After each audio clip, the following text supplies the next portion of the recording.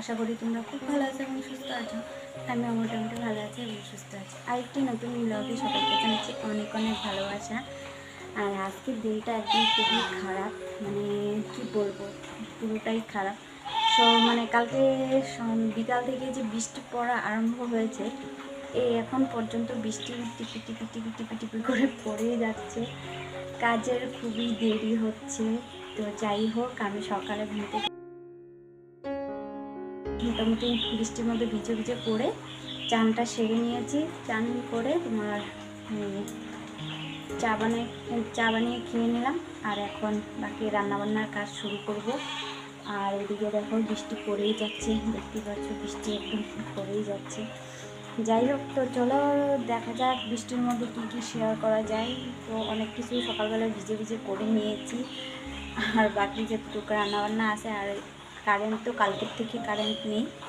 জানি না তোমাদের সাথে কী শেয়ার করতে পারবো, অন্ধকারের মধ্যে কী পারবো না। তো যাই হোক, ভিডিওটা স্কিপ না করে পুরো দেখো, অবশ্যই ভালো লাগবে। আর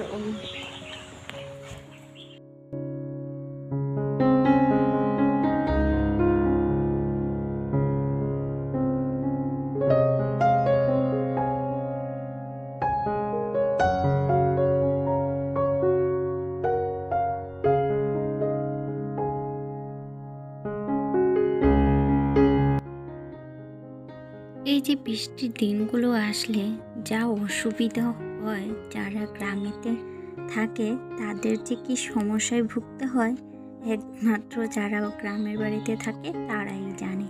কেননা সব কিছু কাজগুলো বেশিরভাগই বাইরে থাকে। তো বৃষ্টি পড়তে থাকলে মানে কি যে কাজের ক্ষতি হয়, জমি জায়গা বলো, তারপরে বাড়িতে সব কিছুই যেন এলোমেলো হয়ে যায় এই বৃষ্টির দিনগুলো। তো যাই হোক, এখন এই যে রান্নাঘরে চলে আসলাম। আর কারেন্ট তো কখন আসে কোনো ঠিক ঠিকানা নাই, কারেন্ট তো নেই। তো আমি যে আজকে দুপুরে রান্না কি করব সেগুলো আজকে সবজিগুলো কেটে নিয়েছি। পটল কেটে নিয়েছি আমি বড়া ভাজবো বলে। দুটো পটল ছিল, যেহেতু বাজার থেকে সবজি আনা হয়নি। আর এদিকে মাছ ছিল, মাছের জন্য ওই যে বেগুন আলু দিয়ে আজকে মাছের ঝোলটা করব, তাই বেগুন কেটে নিয়ে সকাল থেকে তো কালকের থেকেই বৃষ্টি পড়া শুরু হয়েছে। তো আর কি আর বলবো, বলার মতো তো আর কিছুই নেই। বৃষ্টি তো পড়তেই থাকবে, সে আকাশ ভগবানের সৃষ্টি করেছে, তো বৃষ্টি তো পড়বেই। তো বৃষ্টি না হলেও ভালো লাগে না, অত গরমের মধ্যে বৃষ্টি পড়লে হয়তো একটু ঠান্ডা লাগে।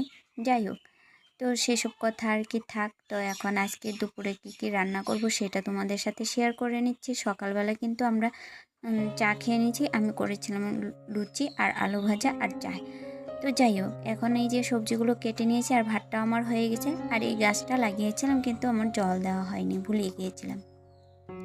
তো 2 দিন হয়ে গেল জল দেওয়া হয়নি। তো এই যে আজকে আমি একটু জল দিয়ে নিচ্ছি রান্নার ফাঁকে ফাঁকে।